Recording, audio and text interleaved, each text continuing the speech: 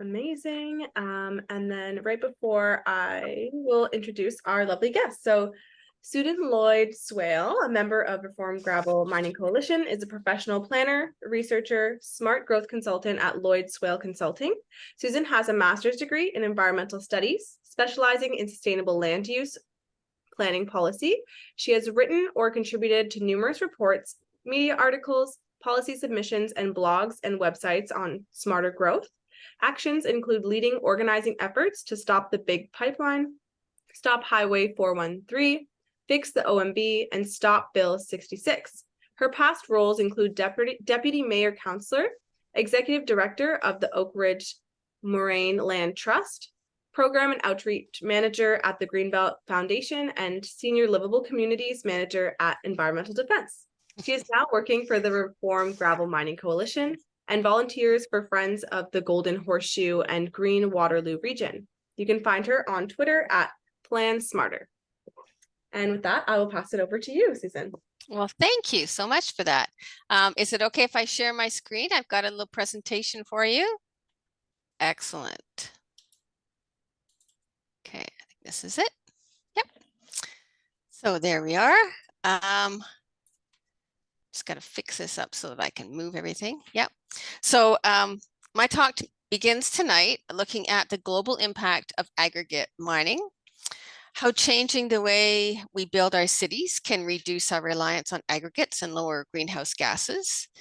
And I'm also going to talk about the state of aggregate mining within Ontario, the activities of the Reform Gravel Mining Coalition, our members, and what they're doing to stop new pits and quarries. So with that, I'll go to the next slide. Okay, why is this not going? It's not going forward. Oh, there it. Oh, sorry. So humans extract 50 billion tons of sand and gravel every year, according to UN research, enough to build a wall 27 meters high by 27 meters around the planet. Aggregate mining should be regulated from local to national levels, operating within a standardized framework, but it is not. Ontario, there is no requirement to show another pit or quarry is needed, and pits around the world impact communities, their water levels, their air emissions with particulate matter, and it's estimated that over 1,000 threatened red list species of animals and plants are affected by sand and gravel extraction, with that figure thought to extend to 24,000 species worldwide. Oh, sorry, I'm not going to be good at this. The main product produced from aggregate mining is concrete. After water, concrete is the most widely used substance on Earth. If the cement industry were a country, it would be the third largest carbon emitter in the world, with up to 2.8 billion tons, surpassed only by China and the US. Concrete is how we have tamed nature for generations, capping the Earth, and it has created all kinds of problems, but also benefits for us. According to the Guardian newspaper, concrete outweighs the combined carbon mass of every tree, bush, shrub on the planet. All the plastic produced over the last 60 years amounts to 8 billion tons. The cement industry pumps out more than that every 2 years. Concrete is also a thirsty behemoth, sucking up about 1/10 of the world's industrial water use. It often strains supplies for drinking and irrigation because 75% of the consumption is within drought and water-stressed regions in the world. It also creates problems because of the heat island effect by absorbing the warmth of the sun and trapping gases as we pave over the Earth at our peril. Oh, I'm going to do this wrong every time. So what are we up against? We're up against $2,145 billion worldwide mining industry. Those numbers are just exasperating, aren't they? It's massive, this industry. They have deep pockets. They carry influence with our decision makers, from small towns to provincial policy to federal regulations. The influence of the industry has left us with a playing field that is tilted to industry and an inadequate regulatory system that prioritizes industry interests over community health, well-being, and the environment. So there we are. What are we going to do with these people? Oh God, sorry guys. My computer is being wacky. So one of the main products our society consumes from aggregate is concrete, and it's used for highways and roads, as you know. And the way we build our cities is very much influenced by the amount of aggregate we use in concrete. So building up instead of sprawling outwards can help us reduce the need for new highways and roads, and so we can better make use of public transit and active transportation. And why can't I use my buttons down? I don't know.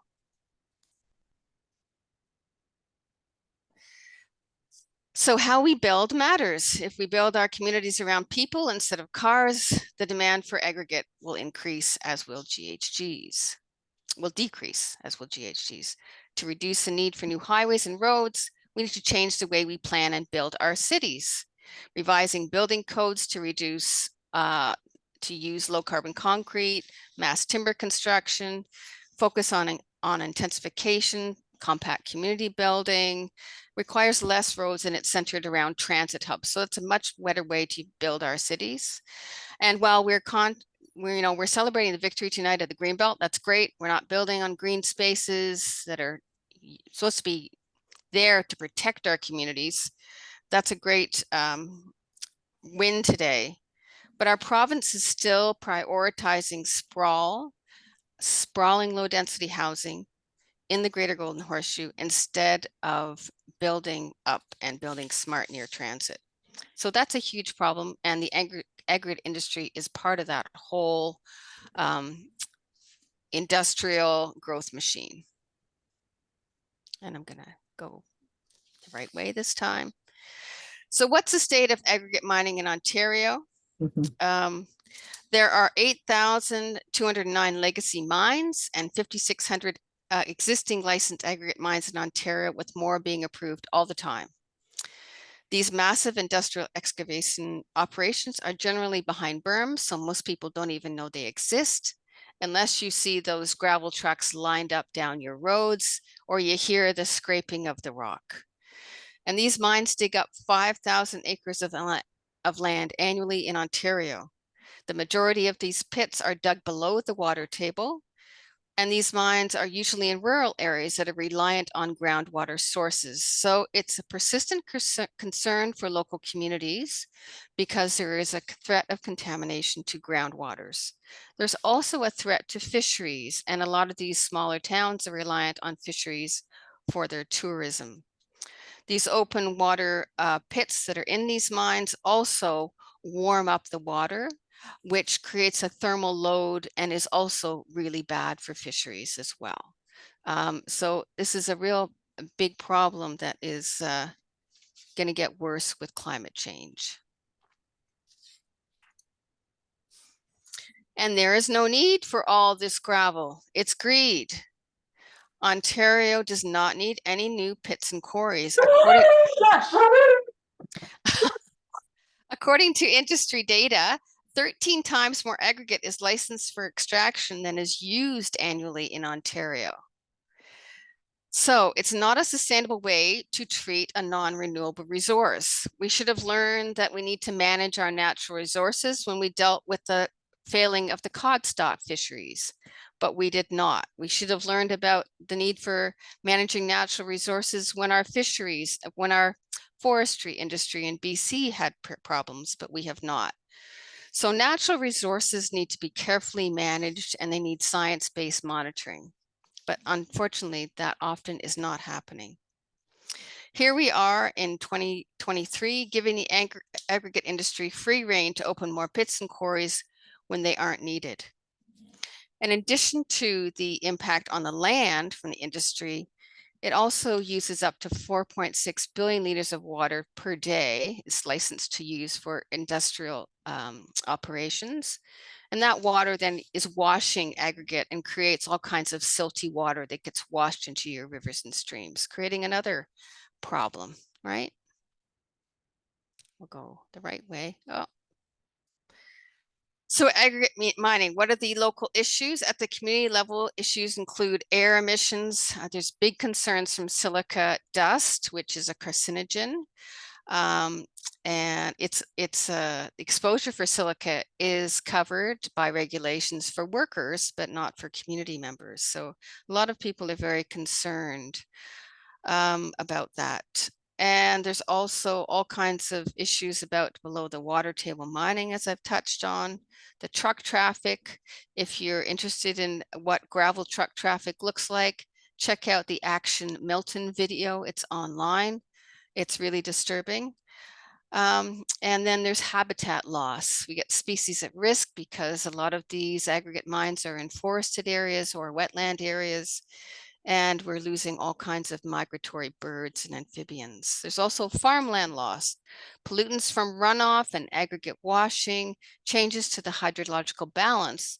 As natural gravel, when it's in the ground, it filters our water naturally and stores our water in underground areas. But once it's gone, all that water is then exposed to the air, and it could create drought conditions or further exacerbate them.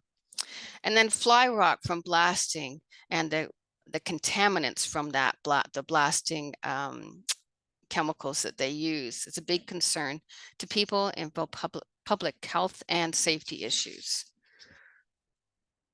So who are the Reform Gravel Mining Coalition? We are a grassroots group. We support grassroots groups in Ontario to oppose unnecessarily gravel mining in their communities with the long-term goal of winning regulatory and legislative reforms that safeguard nature, health, water, honor treaties and obligations with First Nations, and guarantee community participation. That's a lot to do, but we're working on it day by day. And we have 3 streams of work. We work locally, do a lot of community engagements to stop pits and quarries. We have a municipal action plan. We work at the municipal level and encourage people to get out to their councils and speak about the impact of aggregate mining. We also have a municipal action plan, which is a toolkit we have for asking for an interim control bylaw from your municipal council. And we have a provincial moratorium, which I'll talk a little bit about in the next slide. And there's our provincial moratorium. And I'll let you read it if you're interested. This is a moratorium that you can sign. It's on our website, reformgravelmining.ca. And we think it's time to prevent more climate destruction because now is the time. We really need to get people engaged and move forward because we can't afford to wait any longer. And this is what aggregate mining looks like on the ground. This is just a map of Caledon, North Caledon. You can see these aggregate areas are often situated close together because that's what the way the stone has formed geologically over time. And there's 11 pits and quarries in this area. It's quite amazing, isn't it? This area is actually in Ontario's Greenbelt, and it's adjacent to the Niagara Escarpment, which runs up just the other side of the Credit River there. And this new quarry is up to 700 acres of below the groundwater blasting that will remove the rock. And we're working with this community quite closely to stop the devastating impacts of this quarry to the watershed and the community. They have a supportive mayor, and they have moved forward with an interim control bylaw to stop this pit. So the interim control bylaw is part of our municipal action plan. It is a bylaw that all communities can use, and it allows the municipality to pause gravel mining, kind of puts the brakes on it, and allows the municipality to bring in stronger policies so that if the pit goes ahead, because I said in Ontario we have a very industry-friendly regulations. So it's really hard to stop pits, but at least municipalities can put in stronger policies and or delay pits from moving forward. So that's what our High Road Municipal Action Plan is. It's available on our website under our resource page. And it's quite excellent resource, and communities are using it. We have a few that are in the process, and I said Caledon has already implemented one, and you can follow them along in the media. It's quite excellent what's happening there. Okay, words. So our work is really on the ground, grassroots, as I've said, and it's really about building people-powered change. We help communities influence change and focus on community building. This last summer, we held a number of events. We called them the Rock Tour. And we had hundreds of people out to events across Ontario. There were art shows, there was canoeing, there was music, celebrating nature and inspiring hope in these communities that are facing these devastating mines. And this is a picture from event we had in Caledon. It was a wonderful summer evening. We had a beer fest there, and that community raised over $50,000 that night for their fight against a quarry. We had a summer event at Balls Falls, which is over near Goderich, and we had all kinds of people out lighting candles of hope on a wonderful historic walking bridge that they have there. So our work at the community level often involves community gatherings, and we really focus on events where people can celebrate their community rather than spending time in community halls, planning how to stop these pits, which is what we do the rest of the year generally. So we thought this summer we'll get out and we'll celebrate communities. So that was a wonderful opportunity to do that, and we really enjoyed it. So here are a few examples of our coalition members creating change at their local communities. We've got Mount Nemo there in the bottom. That was the council meeting just a few days ago. Petersburg up at the top, the 6 is enough on this road. They've got 6 sand pits all on one road within a couple of kilometers. We're got a fight going in Saugeen, about 3 pits that are going to happen within a couple of kilometers of the Saugeen River there.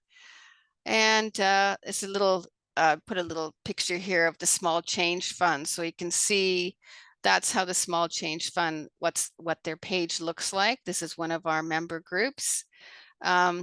And they've got shows you how much money they're trying to raise. If you were scrolling down on that page, you'd see their petition. You could sign their petition. You could make a donation all online. So it makes it a lot simpler for grassroots community groups to raise money and have petitions online. So what can you do if you support our efforts? Please join us on social media. We're at RGMC Ontario, and sign our petition, Demand a Moratorium Now. We say, sign the damn petition. Demand a moratorium now. And you can find that at reformgravelmining.ca. And thank you for your time this evening. I hope it was informative. Thank you so much. Sorry for my scrolling problems. Yeah, thank you, Susan. I'm anticipate that many of us have questions here this evening, and I know I have a few. And maybe we can start with, Ontario, we've had gravel mining for a long time, and it's been going on. And so I'm wondering, when did the Reform Gravel Mining Coalition start up? Yeah, a few questions from that. Okay, so yes, we've been fighting gravel mines in Ontario, I think probably since they started, right? I don't know, but so there have been many iterations of groups fighting gravel in Ontario. Prior to us, there was Gravel Watch Ontario, and that was more focused on an advocacy campaign that was targeted, I think, at the provincial level. Our organization is more grassroots focused. I think that's the main difference. And prior to that, there was the Cornerstone Standards and the Green Gravel groups that were trying to fight for reform, getting more of a green gravel standard, so no gravel on farmland. I don't know if you know, remember the Melanson Quarry? That was all about trying to stop gravel pits on farmland and protect farmland. So there's been a lot of iterations of gravel fights, and I have to tell you that none of them have been very successful. The industry is very strong and they have a lot of money, and it's a real uphill battle. I think what we have been successful in is getting people to be aware of these pits, and we're getting better and better at connecting our natural resources and the sustainability of natural resources with climate change. I don't think we did that very well in the past. And I think that's something that we really need to connect the dots between how we build our communities, our natural resource use, and climate change. And they are and our water, they are all very much connected, and we need to keep making that connection. So I'm hoping going forward, our fight is your fight, and that's the best way forward. Hmm. Yeah, one of the stats, and I'm wondering, if everybody else was surprised here, because I thought it was relatively new that quarries were going below the water table. But it seems that that's been going on for a little while. So do you have some history behind that in terms of, was it always that way, or did a shift come about maybe in the last decade? I'm not sure. I honestly haven't been working in the industry that long. More land Yeah, use because you planner. mentioned like 63%. It's Yes, pretty high. it is. I imagine it has to do with the machinery that they use now, that it's a lot easier to dig deeper and deeper, and so that's what I would guess. And probably in the turn of the century, they didn't have machines that could do that, right? Hmm. Yeah, endangered species, you mentioned 1,000. I know in Lanark, where I was on Saturday at Friends of Lanark road tour with the Reform Gravel Mining Coalition, there's a species of bat that is right in the middle of it all. And, these companies, this is Kavanaugh saying, they'll work around it. And biologists are saying, but they need quiet, their evening sonar radar, right? So 1,000 endangered species. Endangered species is not, is also a federal legislation. So I'm wondering if you have any insight or knowledge or cases where people have brought in the federal government. Well, I know of cases where the people have tried to bring in the federal government for an impact assessment. It's hard to get them involved. They don't easily go beyond provincial legislation, and you have to show that there is a gap between what the provincial legislation and regulations look after and what the feds are covering. There has to be, something that's being missed by the province. And what often happens is if there are species at risk or something, they'll do a mitigation plan, which really isn't helping the species. It's just, saying, okay, we'll not, we'll leave this forested area intact, but it's not large enough to maintain the species maybe, or, the noise and the light is still going to happen. So there's still impacts to those species, but you can't, it's very difficult to get the feds involved. I have a group right now that's trying to get them involved, and, you have to get all the experts, you have to get the reports done, you have to show the federal government that there is an issue here that is not covered by provincial legislation.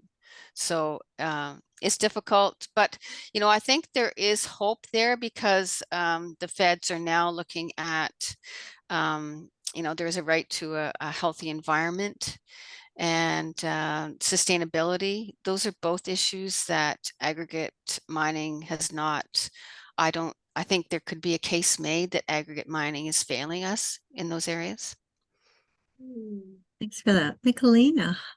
Yeah, I was a similar question, but has there ever been any like lawsuits against the government in regards to like the aggregate mining? Lawsuits against the government. Could you spell that? You know what you mean? Like the province or? Well, like any groups of individuals that are suing like in court the government for like the impact.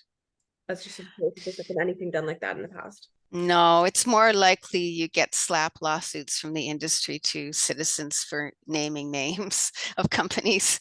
I think that's probably what you'd see more often, but I'm not sure. I'm not a legal expert. I can't speak to that.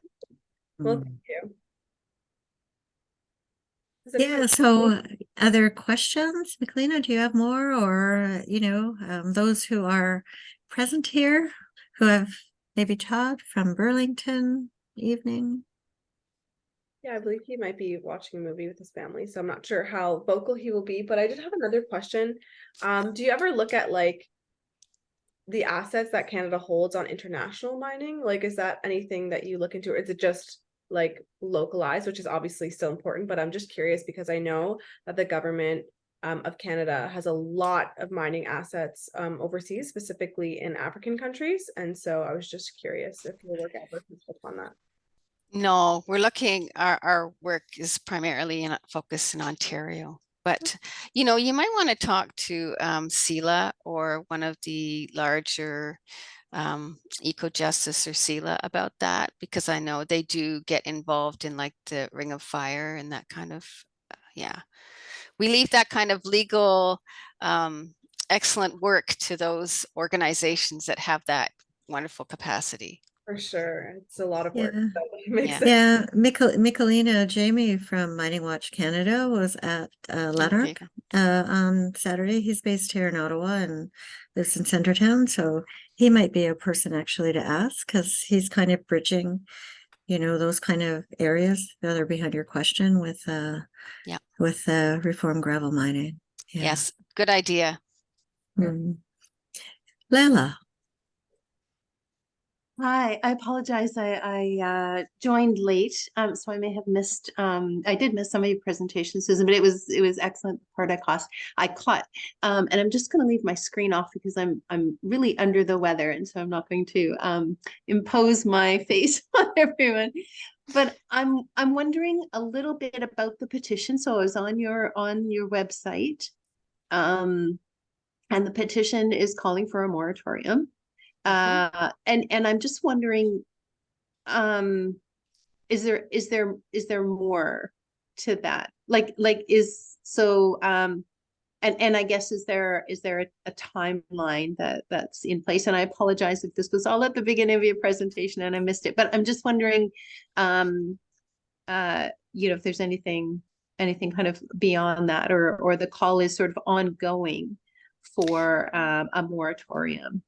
Yeah, so the call is ongoing for a moratorium. Yeah, and the more community groups that we engage in our coalition, the more members we have, the more public pressure we can put on the government for a moratorium.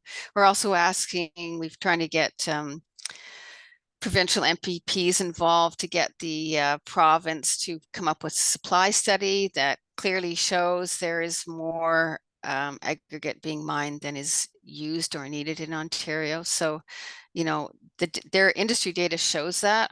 We've had an analysis that shows that there's 13 times more being dug up than is needed in Ontario, but it needs to be done by the province, showing the MPs and the Premier and the Minister of Natural Resources that they are not using this resource sustainably and rethink that. So, yeah. Great. So, sorry if I could just have a follow-up question. Has there been any response, or have you had any meetings with any MPPs about this? Yes, we have had. Yeah, and we have a number of municipalities that signed the moratorium. Yes. You can I see those on our website. Yeah.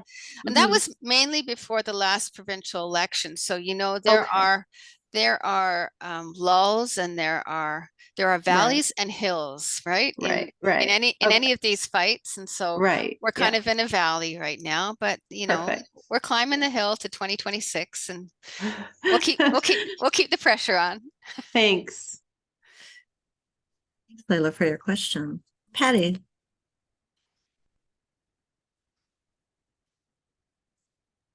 Hopefully, you can hear me now and not my dog. I'm sorry about that earlier. Um, so my question is, I have a couple actually. The first is if you've been in touch with Thames Centre as a municipality, have they contacted you? Do you know? No. Okay. And I guess the second question is one of the arguments I would anticipate hearing would be, well, and I live in a really intense gravel mining area in the countryside. Actually, we built our house on an old gravel pit, a reformed area. And so one of the arguments that we hear around here is that, if we don't mine it, then we won't have enough to fulfill the industry needs. So I was really interested to see your figure about how much more is licensed than we actually need. I thought that was really interesting. Do you have any more details on where those figures have come from, or sort of where more figures like that can be found? Yeah, they come from the industry website, the Ontario Sand and Gravel Association. Okay. They produce inventories every year. Yeah. Yeah. And yeah, it was just one of our people is a accountant person, and they did all the analysis and found out that we actually been told that it's actually probably closer to 20 times. Wow. But the analysis we have right now shows 13. So we'd rather be conservative. Well, we wouldn't rather be conservative, but we would rather be. Mm. My other question was when you put you had a figure for legacy mines. Legacy. And I'm assuming those are mines that haven't been properly rehabilitated. And there are mines that have been rehabilitated and ones that have not, but the majority of mines in Ontario have not been rehabilitated. Yeah. And those that have, the industry says that they can restore mines to like to farmland quality. And from what I've heard, that the farming community, the OFA, is saying that the ones that they've seen rehabilitated have not been up to standards for what they would anticipate would be a productive farming landscape. So, it's really, the promises are made, but they really haven't been kept. I can actually speak to that pretty directly because ours is a 9-acre plot that was mined.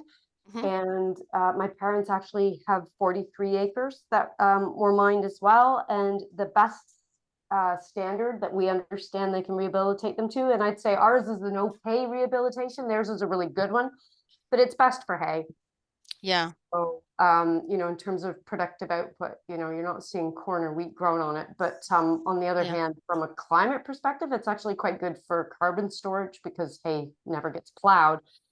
But yeah, it's not being intensively farmed, so it wouldn't be back to that level. Right. It's not class 1 or 2 farmland. No. No. In the chat, Todd has written that when he was at the meeting in Burlington on Monday night, he was fascinated to find out that the vast majority of trucks around the Nelson aggregate mine were bringing landfill into the mine than rock coming out of it. And it's apparently coming from other mines. Do you have any insight on that? Kind of what this business practice might be? No, I'm not aware of the business practice, but I do know that the provincial government has changed the soil regulations, and they're a little bit more lenient than they were a few years ago. So I wouldn't be surprised that they can move soil around like that. There is some more, I understand they do have to track it and monitor it, so to reduce contaminative fill going into those pits, but I don't know I don't think they monitor each load, that's for sure. It's like one every 100 or something like that. So you don't really know what's going in. Very concerning. One of the conversation pieces on Saturday took place with John Blay. He's not here this evening, but he's from the Bertlands, out in, well, close by here in Almont. Everywhere I look, there's something popping up. I'm looking now. I'm looking closely to Ottawa, and he, we got on a conversation point that I had heard actually from the Lanark Council. It was actually presentations of Arnott Brothers. So they've had a pit for a while, and they're asking for an extension. So it's not a new pit. Right. It's well, actually, it's an amendment, and they want an extension. So amendment is what are their terms that they're legally able to mine, and extension is kind of the width of in terms of hectares. And they've put in to now do below water mining, because they have for 10, 15 years, they have not done that. And people said, why are you asking to go below a water mine? And it's because we want the silt. And, individuals question them to say, well, down the road, because we have, I don't know, 7 more pits along the road, you could get it from there. And they say, well, we don't have it. We want it ourselves. So is there any perspective of this within the industry practice that they might be open to acknowledging that maybe your neighbor has it, and so go and buy from your neighbor in a cooperative way rather than everybody continuing to go below water?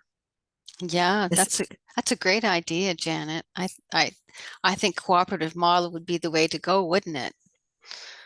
Well, I they're think- already doing inventory, it seems, right? You've given Yeah. us that information. Yeah, that's a great idea. Yeah. If I get to Yeah, talk so- to any of them, I'll suggest it. Yeah, so the idea really, it's like John brought it into our conversation, so I have to bring him into this as well. Yeah. Yeah, other questions, Michelina, Ryan, what are we most curious about? I Oh, see maybe another some of the chat. comments in the chat. Yeah.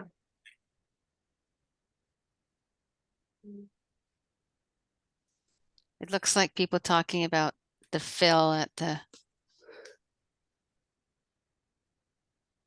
Yeah, it's hard to know. I mean, if they're bringing in fill, it's not likely they're crushing it, but they might be filling in one part of the quarry before they do the expansion. It's hard to know. I would just be speculating.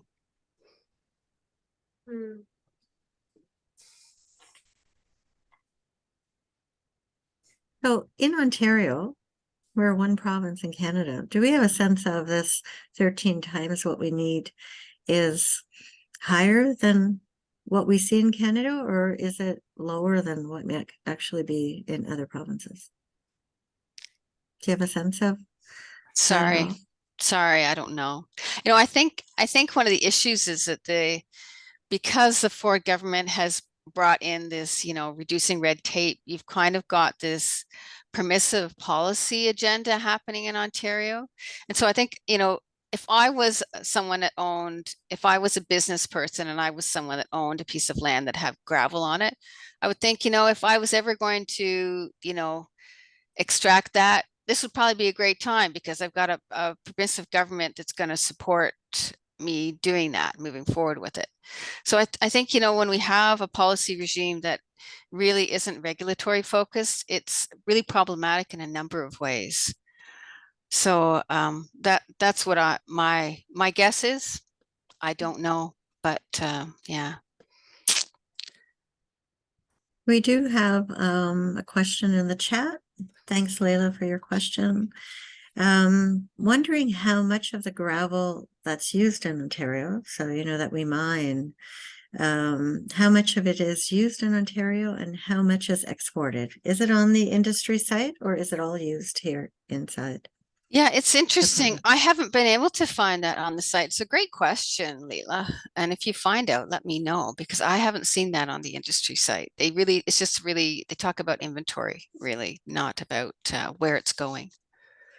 But tracking, I mean, that's what the former soil regulations used to do, was track where the soil was going. And that would be an awesome thing to do with aggregate as well, track where it's going. We know what it's being used for. And I think that's a great idea too. You guys are full of great ideas tonight. Leila, hand us up. Sorry. As I was typing that, I was listening to your answer, Susan, to the previous question, or your thought about sort of the if someone owned land and found that they were, it contained gravel, and so this would be an opportune time for them to actually have that extracted. And it made me think, Michalena, back to your kind of a series of questions, just in terms of legal, like the whole pursuit, which is happening, I think, globally, to grant status to natural places and natural spaces, would be something that would be extremely helpful here. Because whenever I hear something about, people who own property and they, and then the ownership of the natural resources that are there, it makes me crazy, because of course we don't own anything. So I'm just Yes. thinking that is, so it just made me think, as I said, Michalena, of your earlier questions on just in terms of the pursuing some kind of legal avenue. That might be one. The sooner we can get that happening on a regular basis, that places and spaces hold status in our system, I think the better. Mm-hmm. Yeah, I think that's so true. And we continually, we're continually tearing up the earth, and it's not sustainable. And I wonder if that's why there is this continual push right now, because I think a lot of industry people in all kinds of industry, extractive industries, are worried that the future isn't going to look the same. And I hope that that is very much the case. But I worry that they're taking up so much now. It's really devastating. Michalena. I was wondering if there's like a place online that kind of has a map of all of the mining sites that exist in Ontario. Mm-hmm. There is. Let me see if I can find it. It's Aggregate Ontario, I think, something like that. There is a map. Yeah, I sent that out actually in my newsletter this past week. Here, If you look at this, yeah. I'm going to put it in the chat right now. Perfect, actually. And then the only other thing that I was wondering about is because I've spoken to environmental lawyers before about like other campaigns. Sorry for the lighting right now. I know it's super dark in my apartment. And the reason that I asked if there's ever been like suing the government is because when you do sue corporations, you can get a slap case, right? Because obviously they have a ton of money and you're using their name, etc. But when you sue the government, they can't necessarily sue you back because the government works for people, supposedly. And you the way that they go about doing a lot of environmental law cases is they sue them for giving companies the permit to be able to do harmful environmental practices. So that's kind of the avenue that they take a lot of the times. And because they're digging lower than the water table and polluting the water source for all these people, an avenue to explore, obviously maybe for people that have a lot of capacity, but it's just a thought that came to me. Yeah, really smart. So wonderful to have these bright young people, isn't it? Wonderful. You're so brilliant. Love it. There is hope. Hayden. Yeah, I kind of have it's not really a question, but I just wanted to bring something up. So earlier, I think it was this March or so, there was Canada officially announced a moratorium on deep sea mining. I know that's very different in that deep sea mining hadn't been explored. It was possibly going to be explored and it was stopped before then. And I was actually part of, there was this massive, like, demonstration outside of Impact 5, which was like an ocean and like marine focused conference happening in Vancouver, like downtown Vancouver. And so we had like a big march outside and like big there was like a massive online presence and campaign, and like there was lots of social media coverage around it. And I think that likely had a significant impact in propelling the eventual announcement. Because it did come literally that week. So it's like their demand, like our demand specifically was to have a moratorium on deep sea mining because of all of its destructive impacts. Obviously, that is different in that like there was no precedent, so it was a new thing, and we got them to stop it before things got out of hand. But I don't know if there's like anything that could be learned from like that experience that could potentially be applied to Ontario in this specific case with existing mines. Yeah, I don't know. That was just a thought. Yeah, there's always lessons to be learned everywhere we go. We can always teach each other and learn from each other. So I'm sure there are lessons to be learned there. And it's thinking back to Michelina's point and yours, Jaden, you know, the Indigenous communities, talking about owning the land and what we're going to do in the future. This is not our land, and we are extracting their resources. And I think there will be lawsuits, and we'll see what happens from there. But yeah, we live in a very interesting time.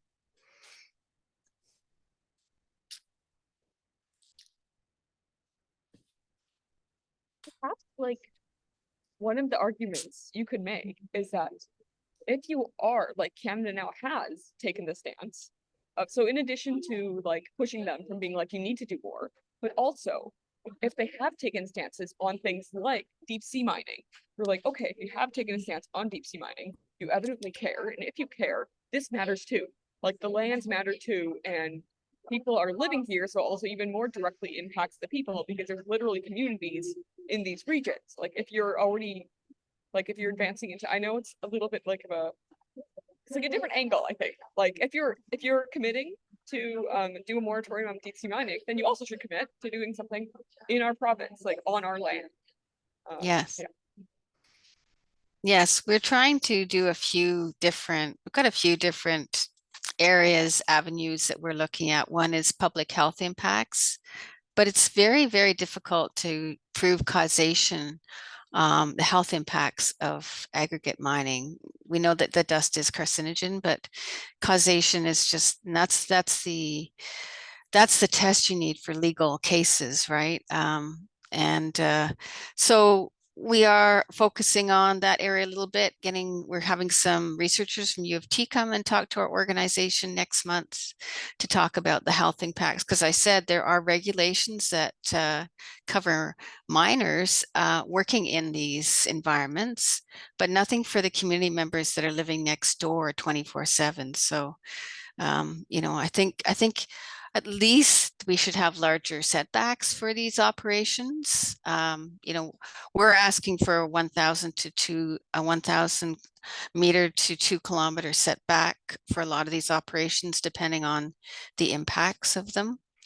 But again, we have to prove that that's needed. So that's on an individual mine level, that you have to prove that you need a certain setback from water courses or from people.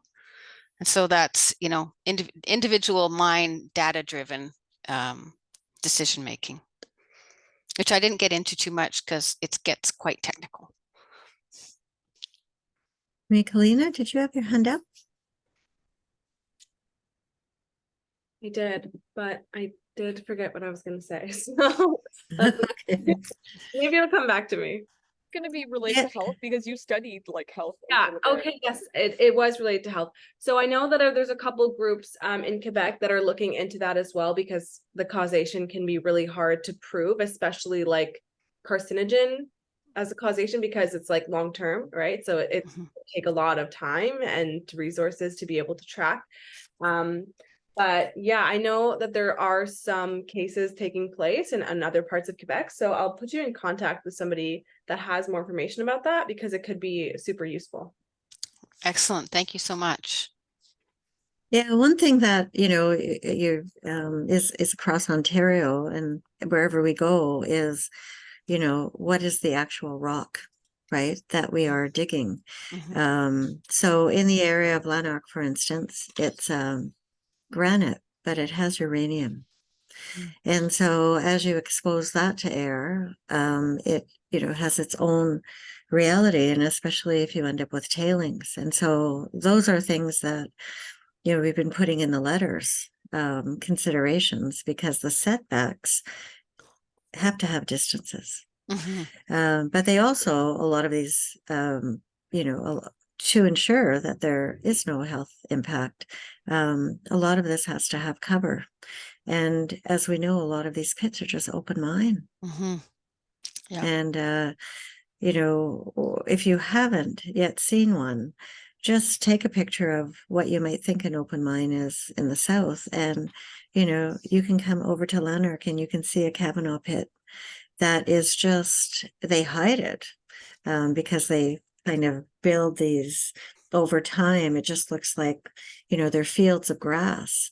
But when you get a little kind of way to see them, and of course, the Caledon pictures that have been circulating are, not beautiful. Yeah, we see water, blue water, but toxic waste. Mhm. Yeah, Michelina.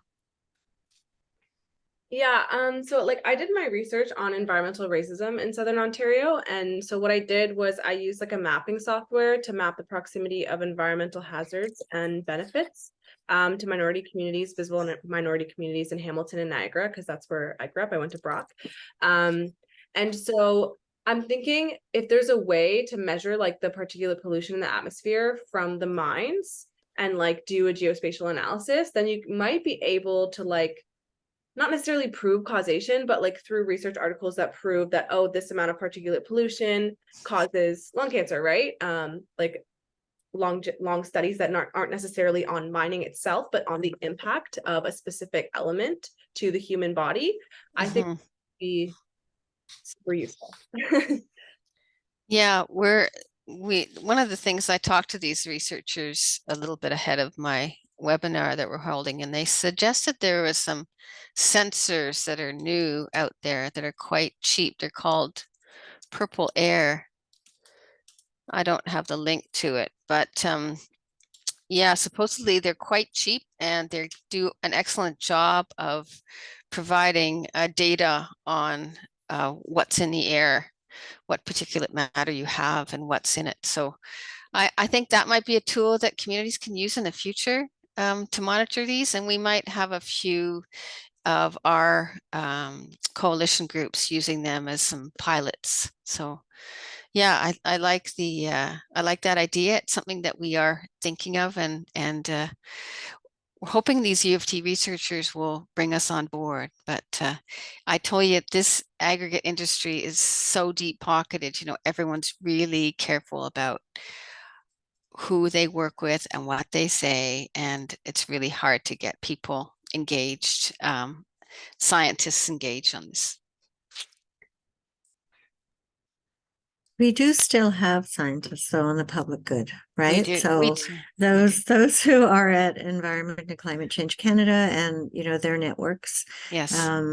continue to work and bring to our attention, right, what's Yeah. happening with particulate matter. So, if from this conversation, Michelina, I would say, take the question that you brought forward Mhm. and, actually throw it out to our climate reality leaders. There may be a few that might want to work on a project here in Ontario. Todd's not here, but I had written to him saying, I anticipate that, what we're going to learn can bring around a number of term papers for the next so many years, right? So how might we, get, just bring ideas forward on what's manageable for different levels of, science students to start. And, others in the environmental side are working together to write some term papers because it does take articles, right? As does. you've mentioned, Michalina. Yeah. Yeah, I really hope we can get, that's what I was asking these researchers at U of T. Could you get some students engaged with us and helping us? Because yeah, it would be wonderful. Great fodder for a term paper or for a capstone project. Absolutely. I do know somebody that is in the engineering department of U of T, so I'll definitely bring this up to her. And because I think they're selecting their capstones now for the year. And Jaden also is in contact with Climate Justice U of T as well as Fridays for Future Toronto, so that could be a great spot. Excellent. Thank you. Thank you so much, guys. Yeah, just get them to get in touch with me. I'll give you my email here. Perfect. And just send it along to them. I'm happy to speak to anybody. Love to get more people engaged on this. It takes a village. I mean, looking at the Greenbelt celebration tonight, the victory, that was people power at its best, wasn't it? It really was. Just wonderful. It really gives me hope. It's so inspiring. So These last 2 weeks just have brought me so much joy, like with all those climate rallies around the world, and then like just within the span of 2 weeks, because everyone knew that the climate strikes were coming up, yes, NYU decided to divest, and then Trinity College at U of T decided to divest literally the day after, and then 2 days ago, or 2 days ago, Biden announces the American Climate Corps. And then today, Doug Ford's like, oh, actually, sorry. I mean, not complaining. the tide is turning, right? Woo! Exactly. We have to celebrate where we can, and the work is not done, and just keep Nope. pushing forward. Exactly. Excellent. Amazing. Well, you've all inspired me tonight. So thank you so much for having me and for giving me such wonderful questions. Yeah, thank you so much for sharing. It was so insightful. I really didn't know much about gravel mines. Like I knew that quarries existed and they were man-made, but I never really put the pieces together on why they were man-made. So yeah. Cool. Yeah, that was really informative. I also didn't know much at all about gravel mines. So thanks so much for the awesome presentation. Oh, you're welcome. My absolute pleasure, guys. Thank you so much for having me. Yeah. So this is recorded, right? So thanks to, our staff, making sure that we do record this and so it'll be made available. I'll turn it over to Michalina. Maybe you can follow up with that and what's next with Ontario Community Calls. Yeah, I don't actually know on the agenda what we have next time for the community calls, but the next call will be the third Thursday of October as usual at 6:30 to 8:30. Anyone is welcome to join, and we'll be posting information about who the speaker will be shortly. And yeah, is there any final questions before we wrap up? I will be sending a follow-up email tomorrow morning, probably tomorrow afternoon, actually around 2:30, with all of the information and the recordings that people who missed tonight's session will be able to learn a bit more about Reform Gravel Mining Coalition and also sign the petition and get involved. So I'm really excited and looking forward to that. And thank you again so much for your presentation tonight. Wonderful. Thank you so much for having me. Have a good evening. You too. Bye-bye. Bye. Bye, everyone.